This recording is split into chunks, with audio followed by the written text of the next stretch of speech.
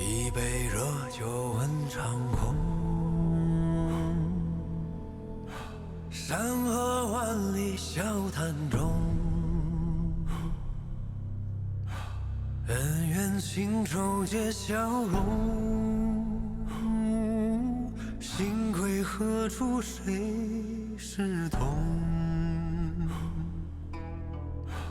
寒暑经年几风光，金戈铁马笑长空。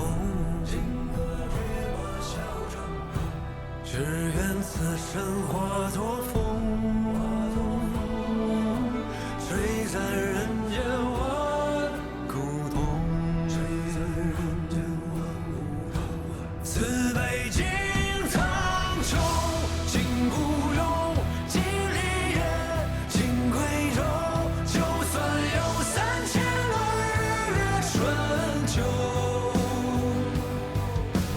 够不够饮尽这杯太平酒？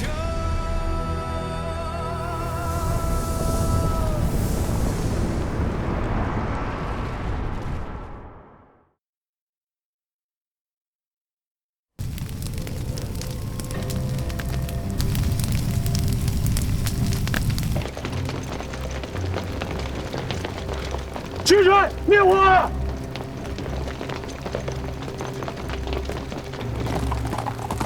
吁！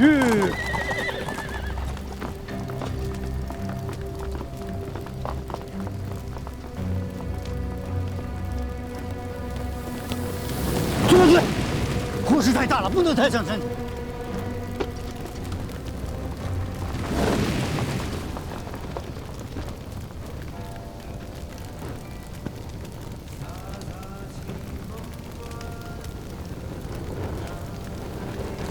听见了吗？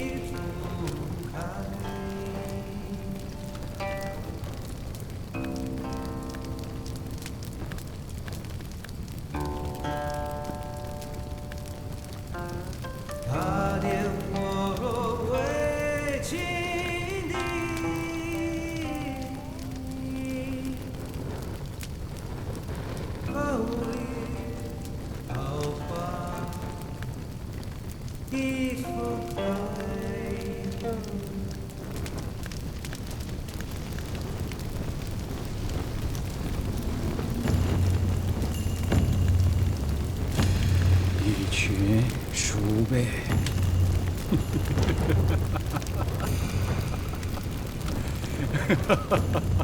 待到秋来，9月8，我花开后，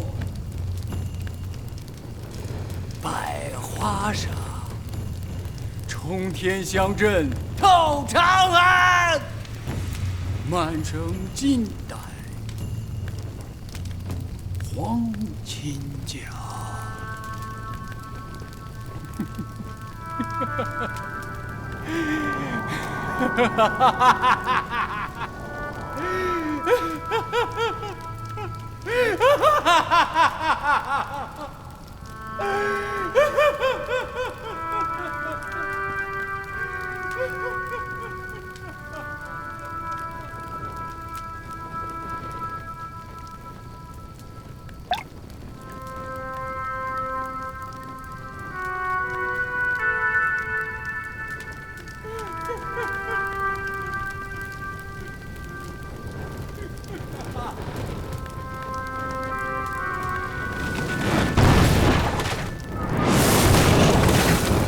紫泉宫殿，锁烟霞，欲去无城作帝驾，欲兮不远，归日角。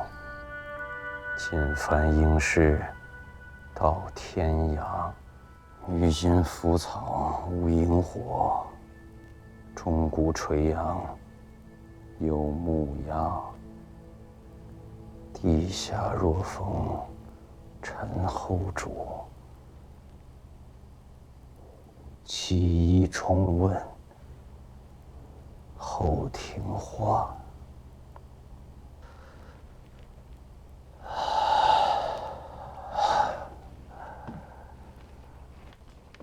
这是程昭月的仪表。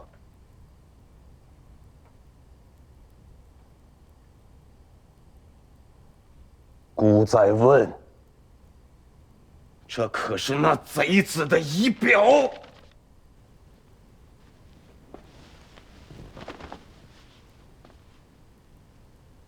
大王明鉴，这是李商隐的诗。程昭月粗鄙不闻，不过是附庸风雅、吹死狂吠而已。大王不必挂怀。其一重问，后听话。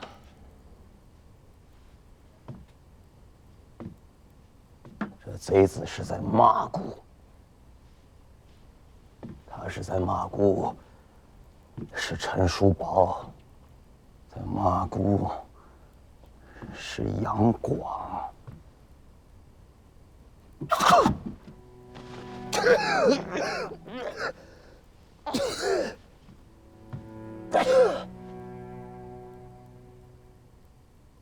待到秋来9月8，火花开后百花杀。通天香阵透长安，满城尽带黄金甲。西风满院栽，蕊寒香冷蝶。先生，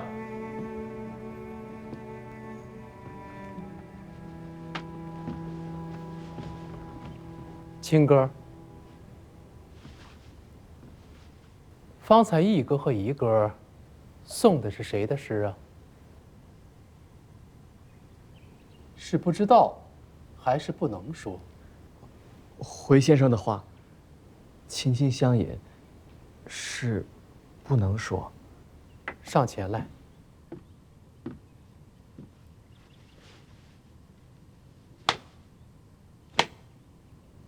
倾心相饮，乃圣人伦常大义。你这倾心相饮，用错了地方。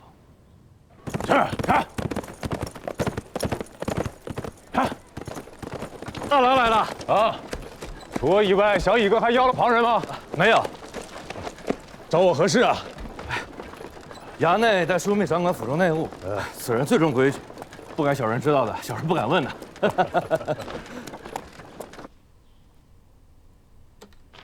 小乙哥，小乙哥，哎，小乙哥，找我何事啊？啊，算了，先不着急说事。哎呀，把几日前咱们饮剩下来的那半瓮老酒，你差人取来，我先解解渴。哎呀，我说从哪钻出来个大呼小叫的屠户？你当副帅的枢密府什么地方？啊，翻楼的酒肆吗？哎呀，我哪有那胆子？我是看枢密不在，想讨口好酒，舒活筋骨。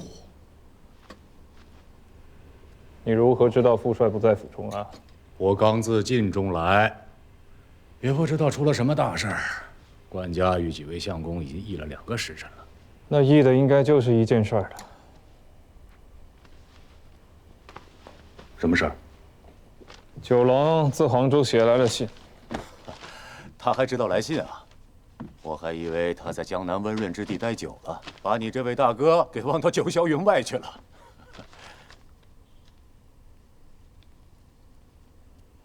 先生，这诗是我要送的，亲哥并不曾送，姨哥却是跟着我送的。先生要罚，只管罚我，姨哥的戒尺我也一并替他受了。你们送的是谁的诗啊？黄巢。黄巢是何人？反贼。一哥儿，回去坐吧。黄巢是反贼吗？是，也不是。唐末之际，藩镇四起，党争不断，烟患涌世。举国上下无一人用心于治道，税捐严纳100年，苛政荼毒天下，人活不下去了，才会揭竿而起。你饿了要吃东西，这不是罪；你想法活下去，这也不是罪。黄王御军入长安，安民书所及之处，京畿百姓迎粮应从，单食胡浆以迎之。兵败关中之前，这黄王之君实在称不上一个贼字。造反了，如何不是贼？何为贼？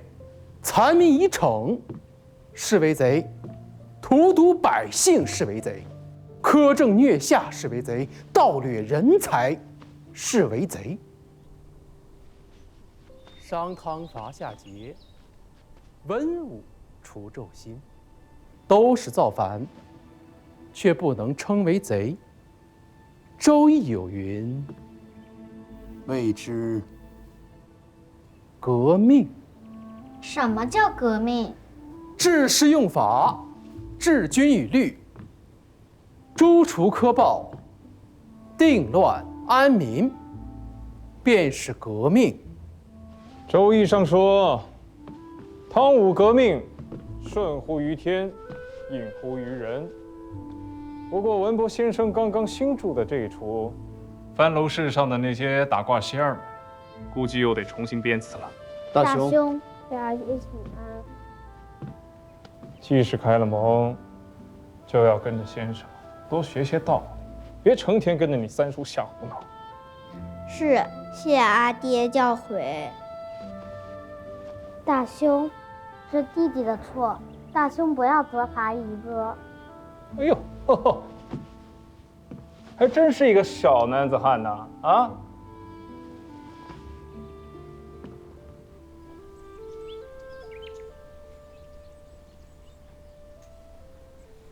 钱家今年要减购。九郎在信中说的隐晦，其实就这么个意思。先是和南唐在福州大战了一场，兵马一动，事事都是钱粮。再加上夏秋2季，5、6个州连降暴雨，10几个县都闹了水灾。光赈济这一下，5月的府库怕是便要掏空了。而且，前王有意捐免今年全境的赋税，这么一来，发往朝廷的常例年贡便捉襟见肘了。或许钱家九郎只是把话说得重了些。钱家老九，那可是敢在崇元殿上对张彦泽亮刀子的人。我不信，这样的人会为了少供些钱货，便对朝廷扯谎。如此，事情怕是有些不好办了。确实不好办。不知道我找你干什么？昨日副帅还说，年后3军的犒赏还有好大个口子，而且三司杜支那边也已经把这20万算进去了。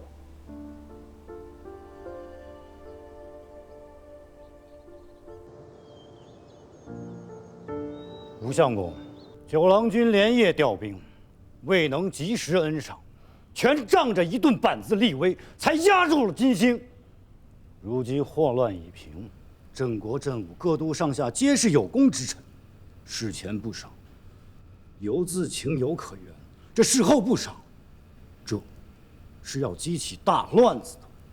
宣城侯，程昭岳谋逆，一夜之间，山岳社在国中60多家分号铺子，有42家一把火烧了个干净，其余20多家只剩下一片片空房子、空院子，财货、银券、钱币、粮米却是半分皆无。朝廷兴大兵，大王如今连给汴梁朝廷的年贡都凑不出来，以前的贡士是由程昭岳的山岳社预先知应，再于户部和宫中报销。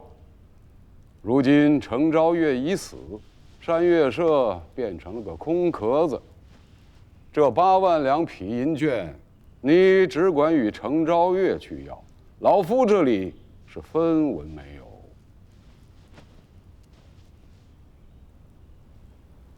胡令公，你是大司马，军中诸将为你所尊，郑国、郑我各都不过是随着九郎在罗城外绕了个圈子，刀未沾血，剑未离弦，如此的功劳，当得起一个人10面大钱的赏赐吗？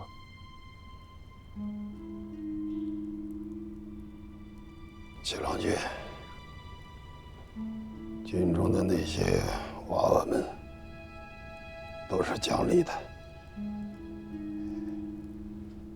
张云这小子年轻，说的不对，有赏无赏，不是看是先是后，无功便不当赏，有功便不当不赏。九郎君，是。那一夜你是带兵的主帅，可否请郎君跟大王和当殿文武说说，平息程昭岳之乱？你麾下的那些儿郎，是有功还是无功？是该赏还是不该赏？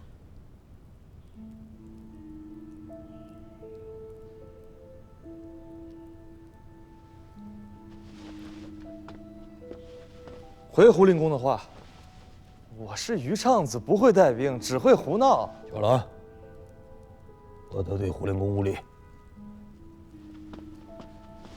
回禀大王，臣弟顽劣，没有大司马的本事，在军中是打过许多人的板子，却从未发过赏钱。混账！这是什么地方？这是孤的朝堂，不是博弈无礼的酒肆渔场。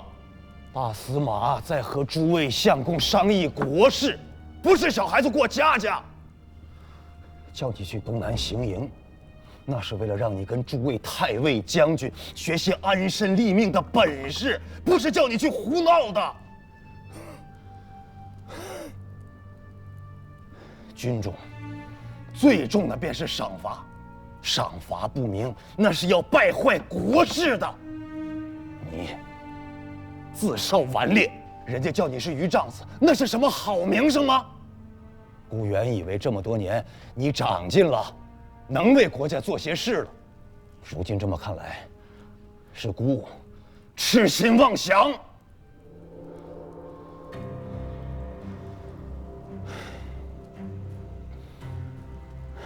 完了，孤每日多少正事要做，没心思与你置气。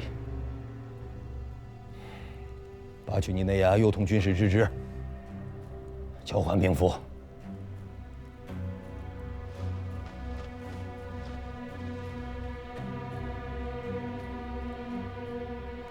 启郎，收了他的兵符。王兄，连你也要抗命！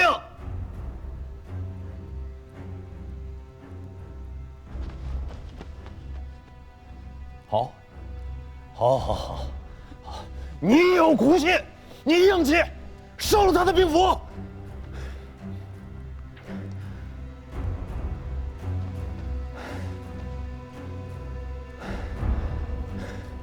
程昱大司马，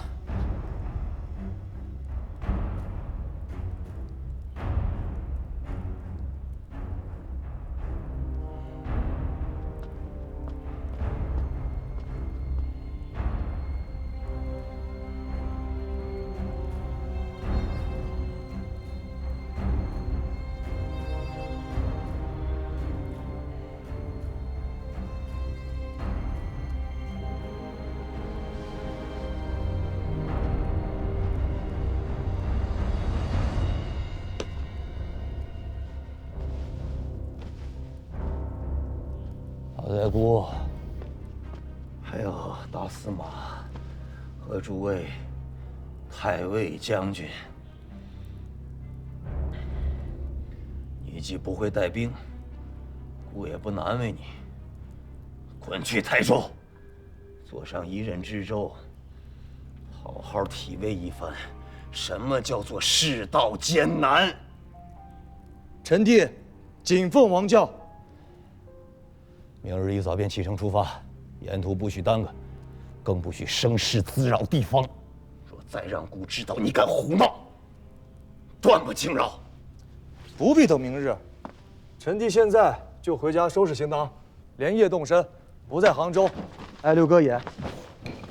混账！扶不上墙的烂泥！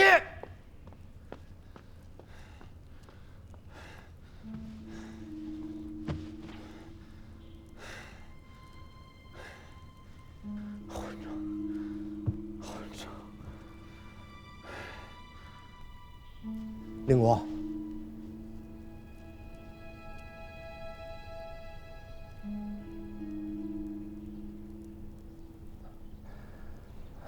哎呀，令国，这赏赐，末将和弟兄们委实是不敢要了。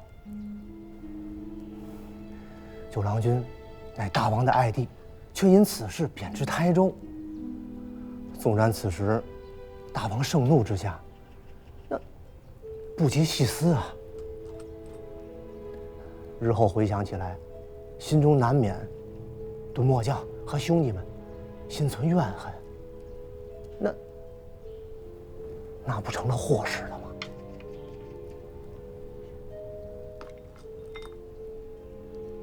那夜平叛，九郎入营，真是一个人去的？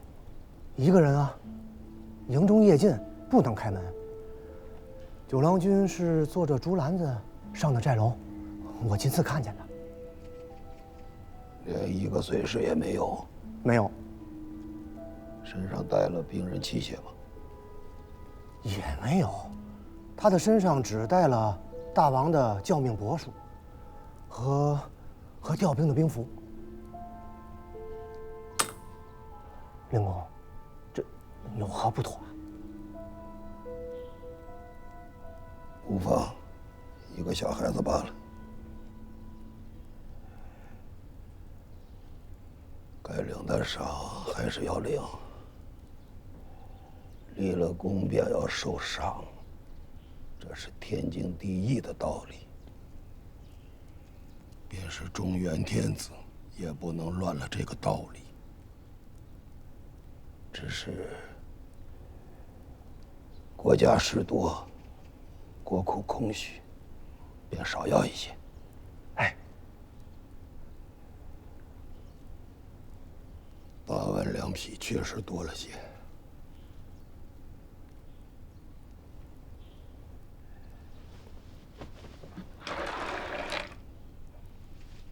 砍掉一半，每个族士也能落袋5、6千钱，也算体面，就不叫大王为难了。令公英明。令公，其实此事上，末将等虽名为有功，只不过是辛苦了一夜，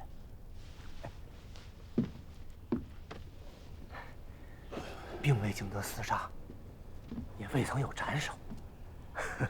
别说是5、6千钱了，哪怕是7、8百钱，那弟兄们都不敢嫌少啊。这是规矩，你不懂。武城那个相公也不懂。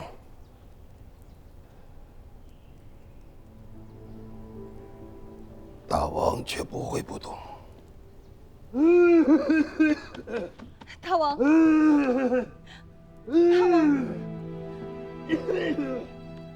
大王，药还是要喝的，趁热喝了吧。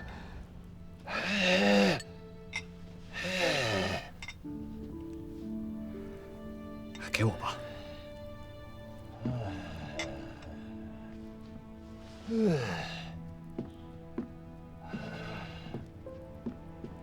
王兄，这药还温着，赶紧喝了吧。起了，臣弟在。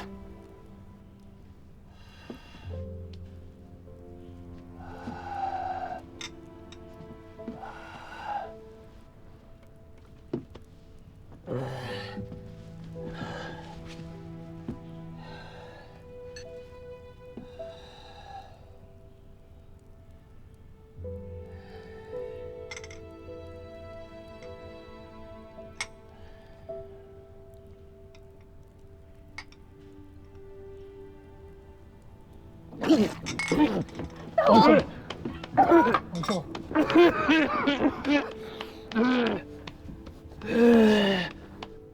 无法，无法。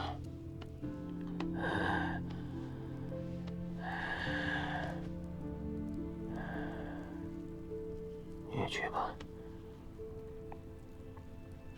去吧。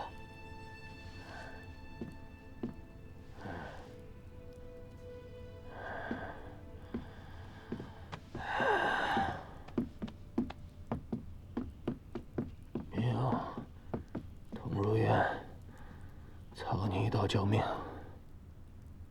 武成，大丞相，拜魏武军节度使，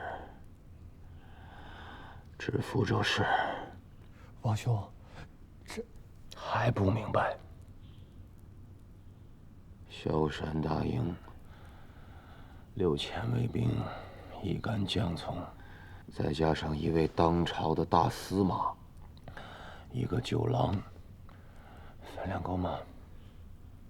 王兄把酒郎贬往台州，是为了安抚军中。一个当朝丞相，一个宗亲王弟，这分量应该是够了。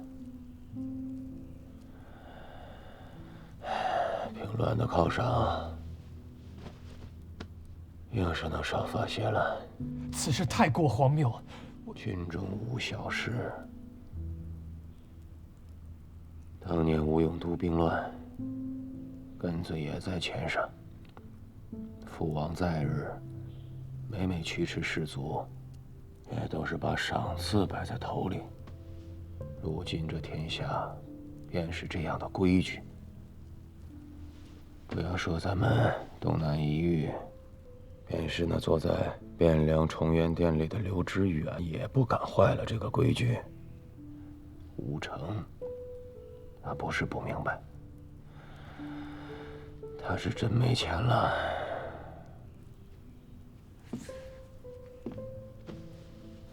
你去与他说，就说姑知道，委屈他了。他是你我兄弟的姑父，自家人，姑知道。他能体谅，不过此番去福州，他却不能闲着，或请或绑，叫他把那个李仁达给姑送到王都来。是。臣弟这就去办。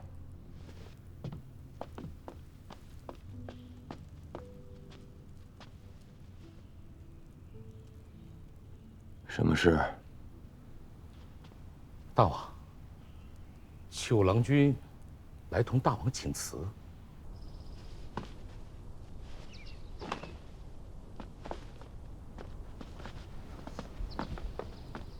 七哥，九郎君，大王召郎君觐见。进去吧。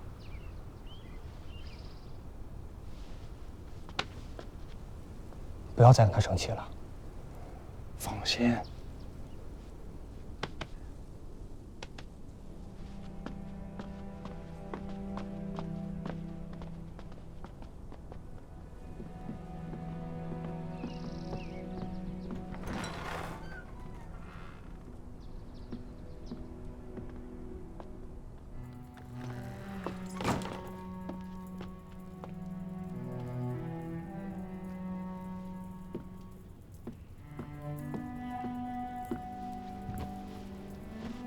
臣弟特来向大王辞行。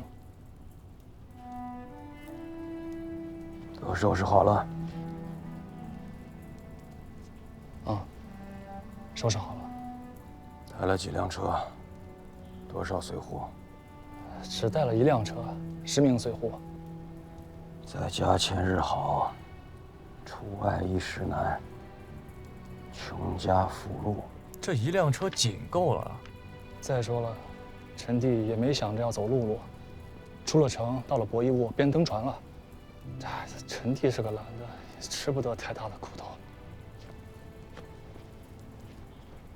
坐船？臣弟若是空着身子去台州，那也太对不起六哥当殿闹的这一场了吧？那自然不能白去啊。知道姑为何叫你去台州？知道。这个担子太重，确实委屈你了。臣弟身量小，力气又不足，却总得试一试才知道啊。今日在殿上，你有些莽撞了，知道吗？老令公都90了，想必也不会跟我这个小晚辈计较。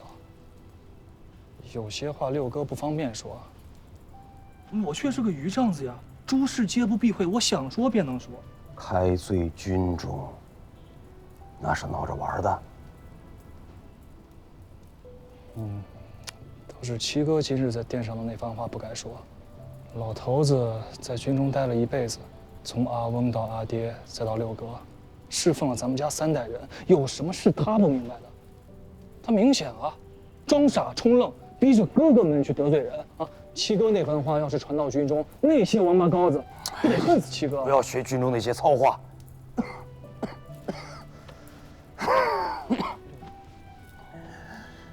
你是王子，也是王弟，不是囚霸。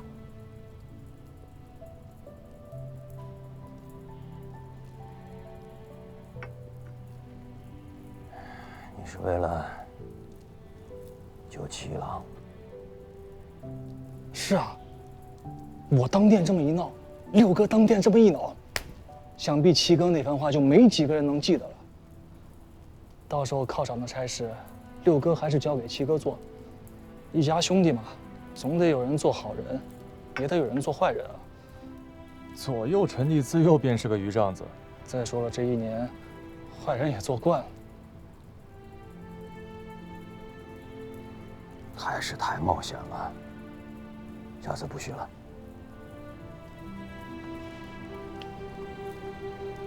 诺。姑父啊，大王也是权宜之计。军中都是些粗人，不明白什么大义道理，更不懂得国事艰难。伯父且去福州安置。大王说，李仁达此人在福州经营把持时候太久，需想个法子调回王都来羁縻。七郎君，下次莫要再如此莽撞了。姑父何出此言？七郎君还不明白吗？朝堂之上有些话老夫说的，九郎君说的，你却说不得。这是何意？因为大王的长子今年只有5岁。因为当今乱世，无论是中原还是吴越，均力不得右主的。因为5年以来，先是领军内衙，而后参政相府，如今更是你前世宗亲中唯一的宰相。大王对你寄予厚望。姑父，我断无此心。糊涂！朝局如此，明眼人都能看明白。若是大王御体康健，事情尚有余地。可如今大王时少时繁，每夜只睡2个时辰。一旦倒下，你这个前世宗亲之首，若是不能撑起门户，国家将有不忍言之事。朱温、李嗣源死后，诸子正位将京师做了战场，手足相残，人伦崩坏。文臣军将各项依附，朝野上下杀了个人头滚滚，血流成河。大好的江山，最后都便宜了外姓之人。无论你自家认与不认，此时此刻你就是吴越的储君。老夫这个首相可以开罪军中，九郎可以开罪军中，你却不能，因为你是储君。无论何时都不能失了军心。这是明摆着的事，大王明白，胡金司明白，丞相府一乡三参都明白，就连九郎君也明白，所以今日殿上他才站出来闹上一场，所以大王才必须要将老夫及九郎贬往外郡，给军中诸将一个交代，因为你是储君，要保住你，只扔出去一个年轻的旧郎，分量不够。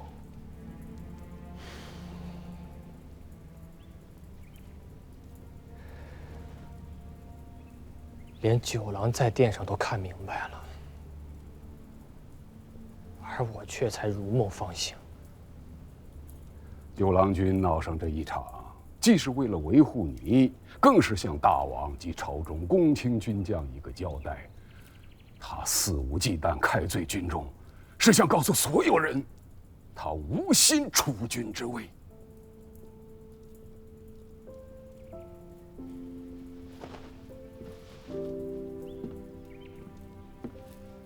姑父和九弟一片苦心，钱弘宗惭愧无地。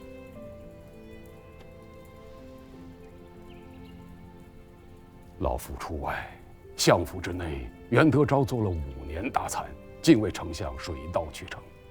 王都之内，只要宗室不乱，大王亦不生事，一时之间也不会有大乱。眼下台州的烂摊子，才是头等大事。此去台州，若是没有把握，便不要冒险。左右还有2个月，不再想其他法子。刘哥没时间了，若是错过了春耕的节气，怕是等不到秋收，台州便乱了。谁能像程昭月竟如此劣行？本来还指望着从山岳社挖出一笔福财来，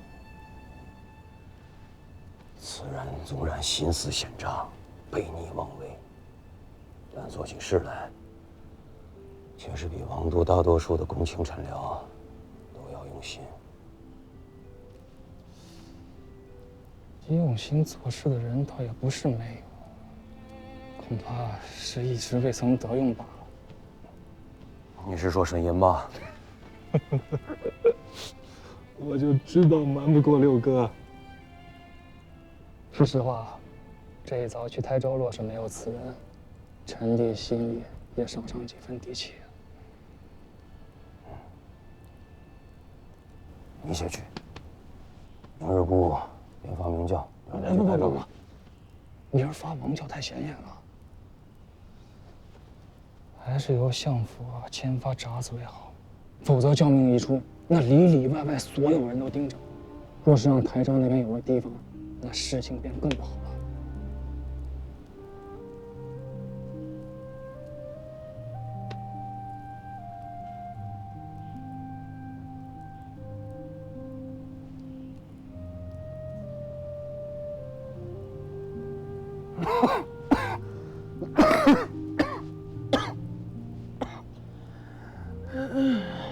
刘哥，我是哪说的不对？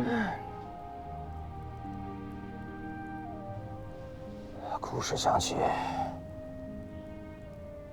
阿爹了。阿爹若是还在，看到你如今的样子，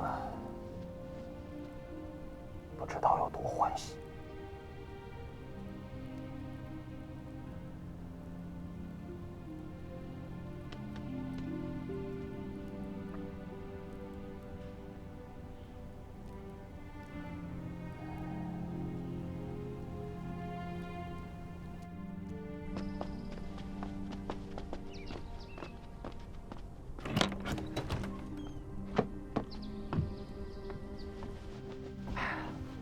怎么那么久啊？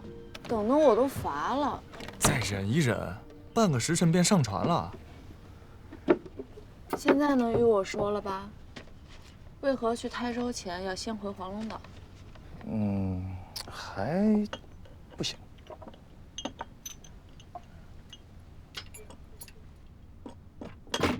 爱说不说，等回到岛上，我看你说不说。公乃王亲国戚，朝堂老臣，备受王恩，当尽忠以报。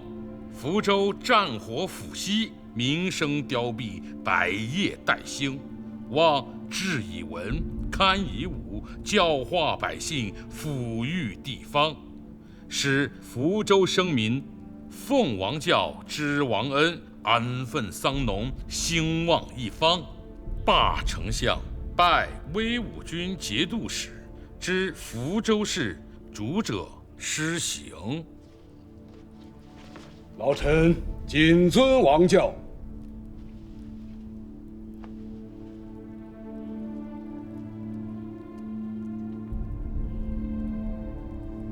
这边来住了，岂不是袁孝公庙？恭喜大参！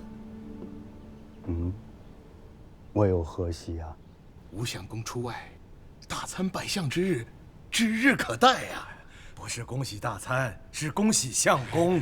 恭喜相公！诸君都是聪明人，我却一直不知。让诸君在此处屈就，与刀比利相待，看来是我误了诸君呐。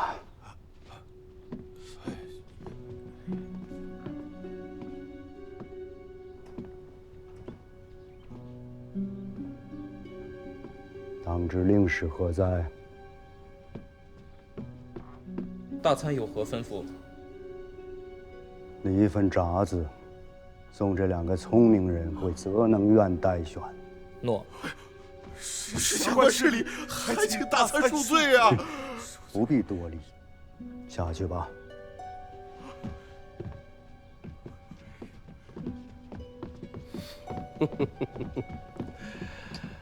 小人而已，明远何必与他们置气啊？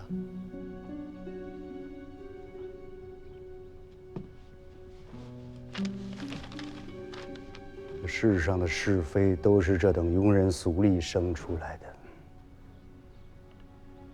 相府乃中书重地，此等人留不得呀。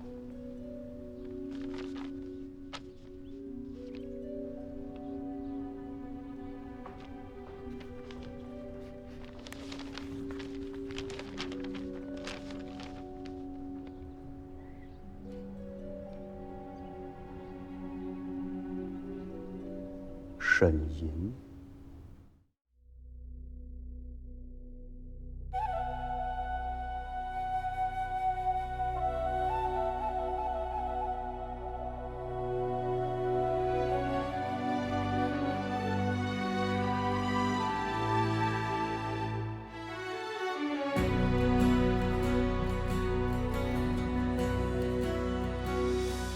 几万里冲山去，几万里大江奔腾，几万里战马嘶鸣，几万里此情无声，几万里陌上花开，几万